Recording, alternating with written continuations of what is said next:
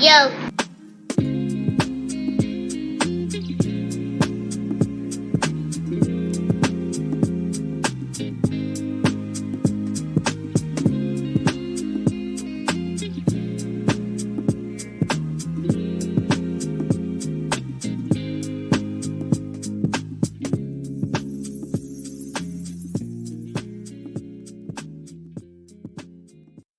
Yo, what's going on, y'all?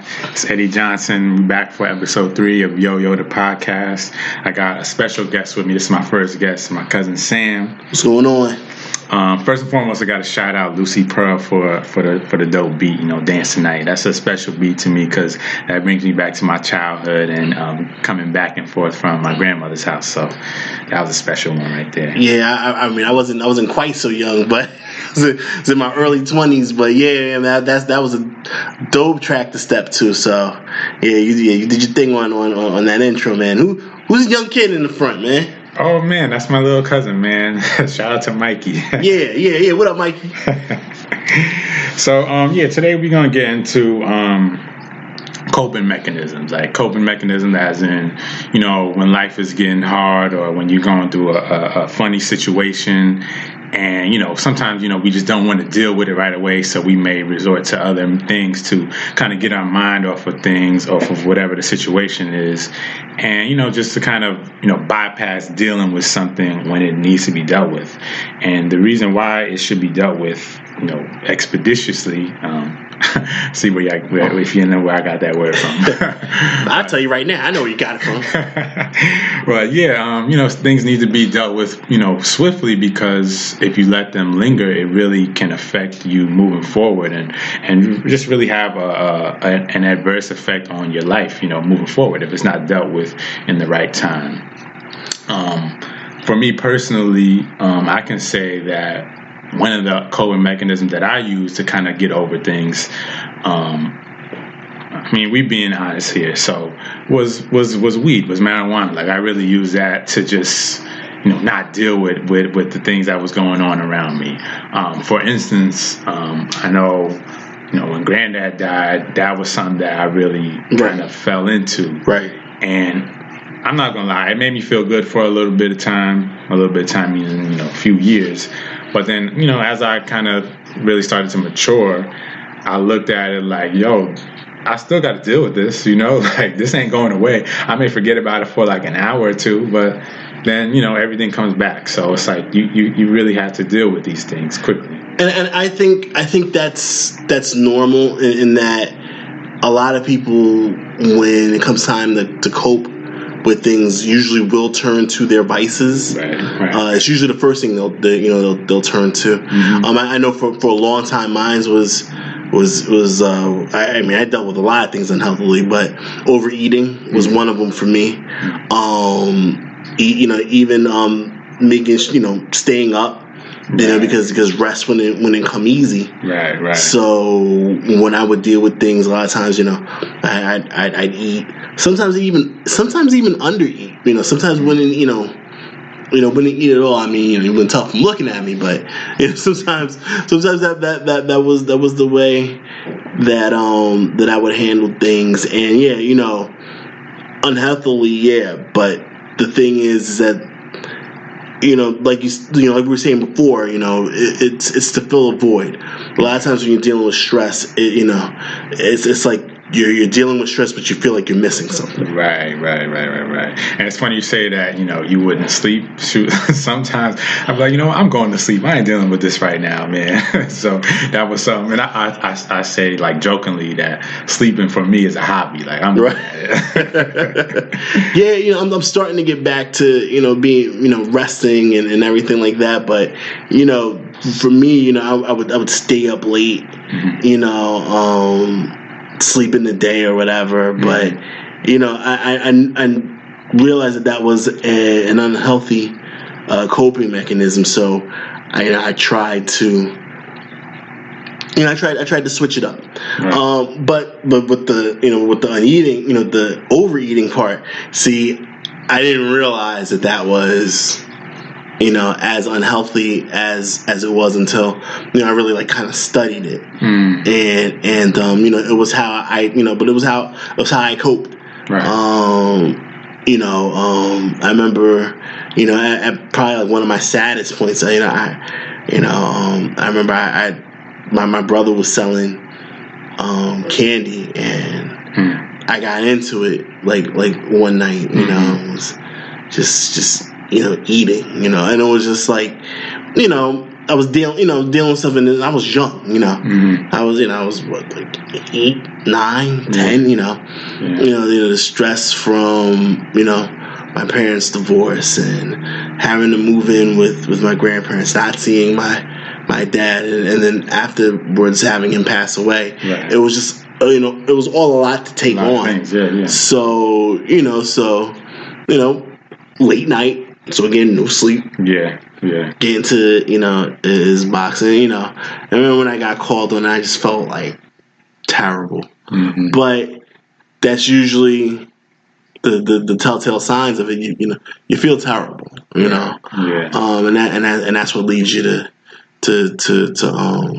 cope badly. Right. But what, as far as because I know that we try to bring things from and to a Christian perspective. So I want to get out there too. For those who may not be a Christian. Sometimes people don't think that Christians go through a lot because we're supposed to be we got the love of God, and we have Jesus, so nothing goes wrong, and that's it could be further from the truth. My goodness. I like to say sometimes that, when it comes to being a believer in Christ, like, it ain't for like weak people, like you're going to be tested the most, right? When as a believer in Christ, like, even now, I'm kind of, dealing with some things, and it's like, I thank God for deliverance, because I know if I was back in that, that same frame of thinking, that old way of thinking, man, I would have been right back to doing, them other things that, had me lost, had me all out there, and really being stupid, let's be honest. Like, I remember in high school, this is kind of stupid. Yeah, to me it's stupid, but I used to like go through things, and for me, one of my coping mechanisms was, you know what, man, I'm about to go get another tattoo. Like, I'm gonna just, what's it called? Like needle therapy, something like that. Like something ain't going right, so let me just go get a tattoo. So that was your form of acupuncture? Yeah. Yeah. No. Mine's is worse. Let me tell you what I used to do. And I've been caught on this a few times. Not as many times as you would think that I would be, but when I was younger, we're talking now, like, this is after during and after the whole candy thing. Mm-hmm. And this probably stopped until I turned 17 or 18.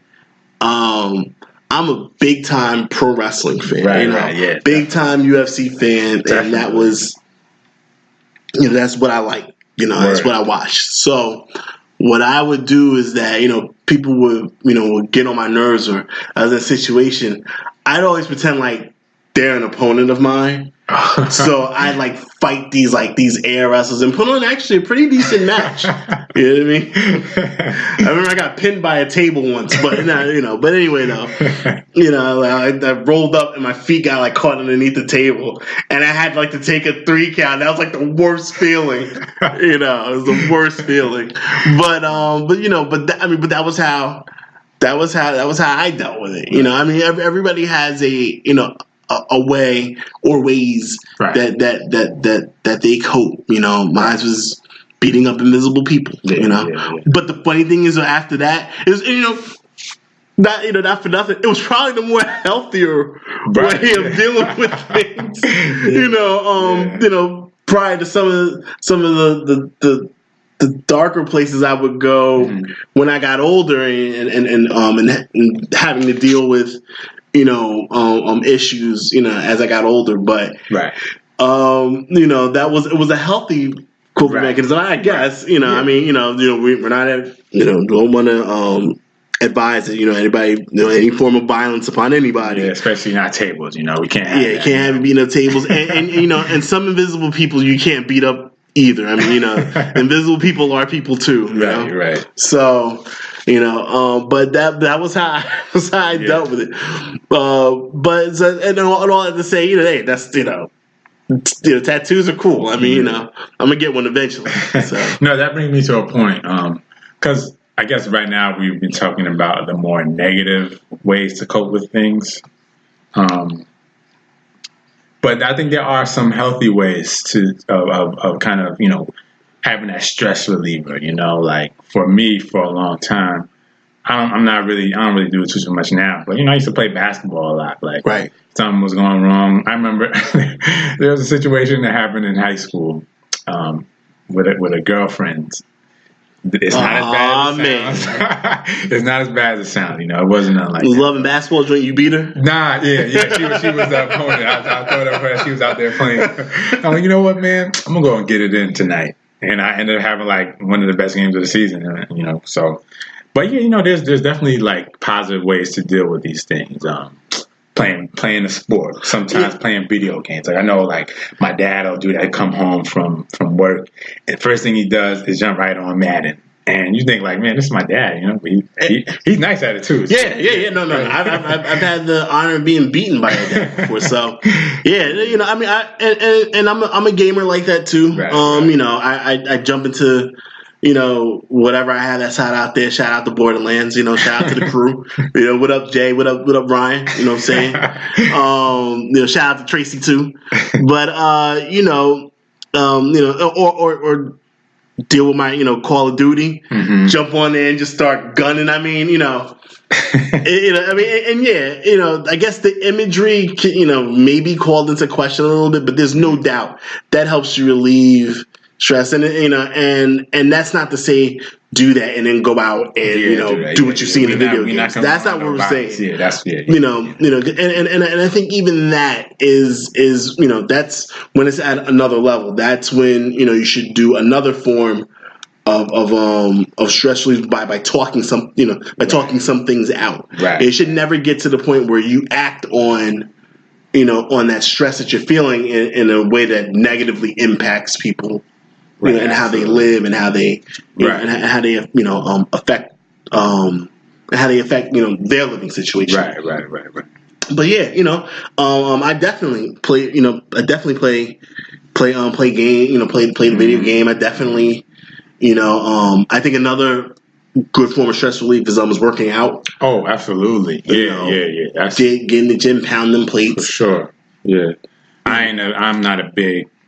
Free weight person. I like to do calisthenics. That's fun. But just working out in general is good money. So yeah, I mean, I was a pretty good martial artist once upon a time. Still, I'm my, but that would be my form. That would be how I get out too. Sit there, beat the bag up, beat up the heavy bag, right? And then go out and lift, then go swim, and then. I was ready to come home and breathe the sigh of relief that my day was good. Right. But there's a lot of coping, a lot of positive coping mechanisms. Starting something new. Yeah. Take up something new, take up a class or something, a hobby. One of my hobbies is I like to write. I'm also a comic book geek. That too. I'm a comic book geek, so I sit there, and I'll plot out stories and try to write and act on them and everything, just to get my mind off, and sometimes that helps too because I get to live a little bit in the fantasy world, and it takes my mind off of things, and but eventually you do have to come back and face your face your stress, but I'm in a better place to face deal with it, right? Yeah. That's the my bad, not to cut you off. No, that's the I think that's what really we're trying to get at is. At the end of the day, things need to be dealt with. You can do everything you want to get your mind off of something, but it ain't like it's just gonna disappear like water. It's not gonna evaporate. Yeah. It's like things need to be dealt with because again, if you let them linger, then it just turns into things. It just turns even worse. Like when it comes to dealing with substances, like, fucking with what I just said, I was, kind of smoking. But thank God I wasn't ever into doing anything else. But, if it was someone else,